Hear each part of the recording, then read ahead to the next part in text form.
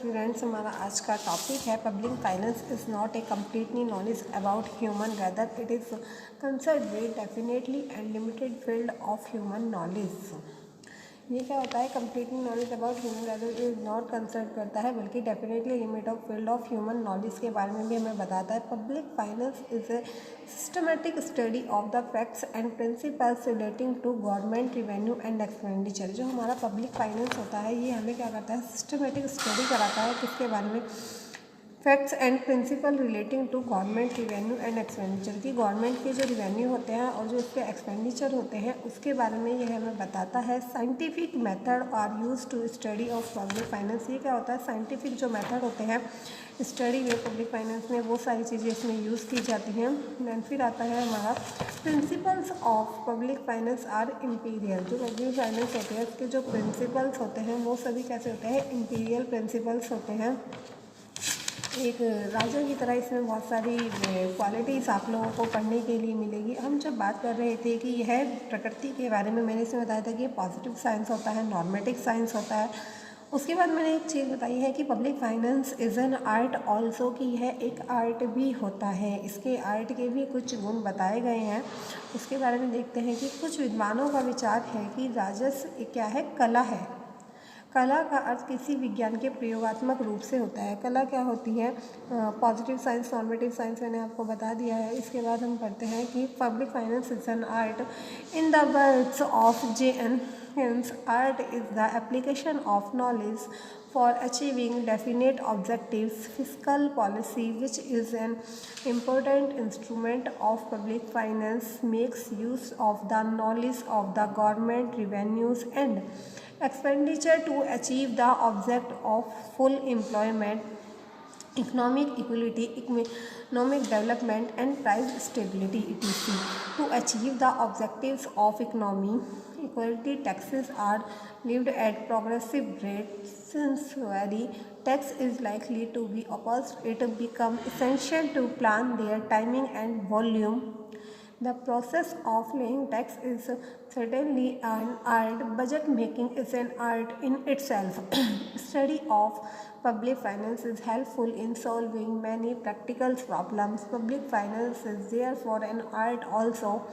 In short, public finance is both science and art. It is a positive science as well as normative science भी होता है। ये art के बारे में जब हम बात करते हैं तो कुछ विद्वानों का विचार है कि राजस्व जो है एक कला भी है। कला का अर्थ किसी विज्ञान के प्रयोगात्मक रूप से होता है। जब भी हम किसी चीज़ का क्या कहते हैं? प्रैक्टिकल यूज़ करते हैं तो हम उसको आर्ट कहते हैं। आर्ट का मतलब होता है किसी चीज़ को डेकोरेटेड वे में प्रेजेंट करने के लिए। जब आपके यहाँ पे कोई गेस्ट आते हैं तो आप देखते हैं कि अगर वहाँ पे एक आप खाना भी उनके सामने प्रेजेंट करते हैं तो उसको एक डेकोरेटेड वे में प्रेजेंट करते हैं। As like salad. सैलड जब हम खुद के लिए करते हैं तो एक सिंपल सा ही काट लेते हैं, पर यदि हमारे पे कोई गेस्ट आ रहा है तो उसके लिए हम उस सैलड को स्पेशली प्रेजेंट करते हैं। तो इट इज़ आर्ट। ये भी क्या है? एक आर्ट है। तो कला के बारे में बताया गया है कि कला क्या है? किसी चीज़ को अच्छे वे में प्रेजेंट करती है। किसी चीज़ का प्रयोगात्मक अगर रूप किया जाता है तो उसको हम आर्ट कहते हैं।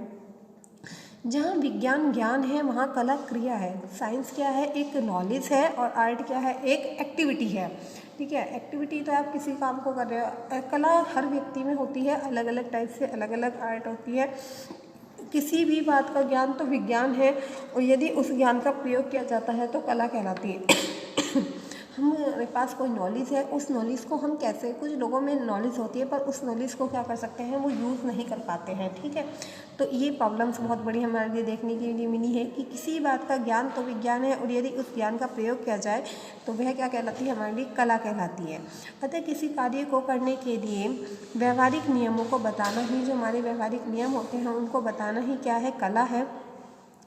राजस्व एक कला का रूप उस समय धारण कर लेता है। जो हमारा राजस्व है, जो पब्लिक फाइनेंस है, वो कला का रूप उस समय धारण कर लेता है जब वह बताता है कि किसी राष्ट्र की सरकार विविध स्रोतों से सार्वजनिक आय प्राप्त करके, कि बहुत सारे जो सोर्स हैं उनसे सार्वजनिक आय प्राप्त करती है, उसको इस प्रकार से व्यय करने का निश्चय करे जिससे सामाजिक कल्याण अधिकतम हो सके। जितनी भी जो हमने आय, जो इनकम प्राप्त की है उसको हम इस टाइप से खर्च करेंगे, उससे हम क्या करें? मैक्सिमम से मैक्सिमम प्रॉफिट गेन कर सकें।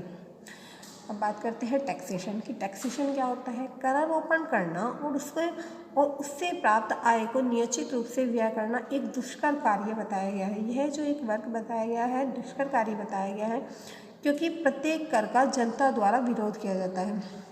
जितना भी हमारा कर होता है, जितना भी हमारा टैक्स होता है, उसका क्या होता है, जो हमारी जनता होती है उसके द्वारा उसका विरोध किया जाता है क्योंकि प्रत्येक कर का जनता द्वारा विरोध किया जाता है। अतः किसी समय कौन से मद पर कितना कर लगाया जाना चाहिए, इसका ठीक से निर्धारण एक दूरदर्शी एवं प्रवीण आर्थिक कलाकार अर्थात राजस्वविद ही कर सकता है कि हमें कौन सा टैक्स लगाना चाहिए, इस टैक्स में हमें कैसे डिस्काउंट मिल सकती है, कैसे हम इसको इम्प्लीमेंट कर सकते हैं, इम्पैक्ट ऑफ टैक्स क्या होता है, शिफ्टिंग ऑफ टैक्स क्या होता है, प्रोग्रेसिव टैक्स क्या होता है, रिग्रेसिव टैक्स क्या होता है। तो ये जो सारी स्टडी आपको करने के लिए मिलेगी, ये आपको मिलेगी पब्लिक फाइनेंस में आर्ट के रूप में। इसी प्रकार व्यय की मद, मात्रा और समय का ध्यान भी रखना आवश्यक होता है कि जो हम एक्सपेंस कर रहे हैं वो किस मद पे कर रहे हैं, कितनी क्वांटिटी में कर रहे हैं और उसका पीरियड ऑफ टाइम क्या है। ये सारी चीज़ें हमारे लिए ध्यान रखने योग्य होती है। यदि अनुचित रूप से कर लगाया जाए अथवा इस प्रकार लगाया जाए जिनका भार जनता को अधिक प्रतीत होता हो, अगर हम ऐसा टैक्स लगाएं कि जिसका जो भार है, जो बर्डन है वो जनता को अधिक प्रतीत होता हो, या अनुचित मदों पर आवश्यक धनराशि व्यय करते हैं, जो हमारी मद हमारे यूज़ की नहीं है उस पर हम क्या करें, ज़रूरत से ज़्यादा राशि धन व्यय कर दें, तो जनता का विरोध कर होना स्वाभाविक है। तो जनता क्या करेगी, इस चीज़ का विरोध होना स्वाभाविक हो जाता है, जिससे वित्त मंत्री अथवा सारी शासन प्रणाली को अत्यधिक आलोचना का सामना करना पड़ता है। जो हमारे फाइनेंस मिनिस्टर होते हैं, इस टाइम पे आपको पता होना चाहिए हमारे फाइनेंस मिनिस्टर जो है निर्मला सीतारमण जी हैं, तो उन्होंने अगर और बार का जो बजट आया है वो हमारा सबसे लॉन्गेस्ट बजट के नाम से भी फेमस हुआ है। इन समस्याओं के समाधान में राजस्व का कला पक्ष पूरी तरह उद्घटित होता है। पूरी की तरह से ही क्या होता है, कला। और ये पब्लिक फाइनेंस आर्ट के बारे में जो मैंने आपको एक पीपीटी बना के दी है, इसको ढंग से पढ़ें। इंग्लिश वालों के लिए तो काफ़ी बेनिफिशियल है और हिंदी वाले इसको समझ लें। हम इस अब एक आप देखते हैं कि हम जब किसी चीज़ को पढ़ते हैं तो उसके बाद हम उसका कंक्लूजन भी निकालते हैं। मोस्टली ऑब्जेक्टिव क्वेश्चन में बहुत पूछा जाता है। कई बार अगर आप किसी कंपटीशन की प्रिपरेशन कर रहे हैं तो उसमें पूछा जाता है it is an art and science and both. तो ये क्या होता है, कोई भी चीज़ आर्ट होती है और साइंस होती है, बोथ होती है, जब उसको इस टाइप से प्रेजेंट किया जाता है तब। अगर नहीं किया जा रहा है तो वह साइंस भी नहीं होगी और आर्ट भी नहीं होगी।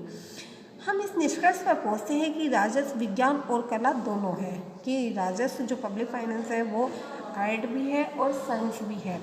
राजस्व का विज्ञान ईंटों के ढेर के ठीक ठीक एक मकान के रूप में बनाने का नक्शा दिखाता है। जो राजस्व का जो विज्ञान होता है वो ईंटों का जो ढेर होता है उससे एक नक्शा दिखा देता है, क्योंकि किसी भी मकान जो होता है उसमें जो नींव रखी जाती है वो क्या होती है, ईंट के ऊपर रखी जाती है और उसके ऊपर ही वो क्या होता है, पूरा का पूरा मकान डिपेंड करता है।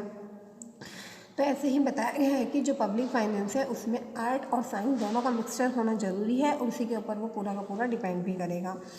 उदाहरण में एक एग्जांपल है कि जिस समय राजस्व में हम सार्वजनिक आय और व्यय के सिद्धांतों और नीतियों का जब स्टडी करते हैं तो उस समय यह वैज्ञानिक अध्ययन कहलाता है। ठीक है, जब हम इनके क्या कहते हैं सिद्धांतों का और नीतियों का अध्ययन करेंगे तो वो क्या कहलाएगी, एक साइंटिफिक स्टडी कहलाती है। पर जब इन सिद्धांतों और नीतियों का सरकार की वित्तीय समस्याओं को, जो सरकार की फाइनेंशियल प्रॉब्लम्स होती हैं उनके लिए सॉल्यूशन निकाला जाता है, उसमें यूज़ किया जाता है, तो ऐसी स्थिति में यह, ऐसी कंडीशन में यह क्या होती है, कला की तरह प्रेजेंट होती है। तो ये हमारे लिए बहुत ही ज़्यादा इम्पोर्टेंट है कि इसमें क्या चीज़ आर्ट है और क्या चीज़ हमारे लिए ड्राइंग है। इसके बाद ये चीज़ें हैं, आपको पता होना चाहिए कि साइंस कितनी ज़रूरी है हमारे लिए और आर्ट हमारे लिए कितनी ज़रूरी है। ये सारी चीज़ें आपको इसमें पढ़ने के लिए मिलेंगी और आपके एग्ज़ाम के पॉइंट ऑफ व्यू से भी ये बहुत पूछा जाता है कि नेचर ऑफ पब्लिक फाइनेंस बताइए, it is an art and science. ठीक है, तो हमें पता होना चाहिए कि ये साइंस है या ये आर्ट है और ये आप अच्छे से पढ़ लीजिए। दोनों के दोनों नॉर्मेटिव साइंस के बारे में पढ़ लेना और जो आपका पॉजिटिव साइंस है उसके बारे में मैंने बताया भी है कि क्या नॉर्मेटिव साइंस होता है, क्या पॉजिटिव साइंस होता है। थैंक यू, आज के लिए इतना ही।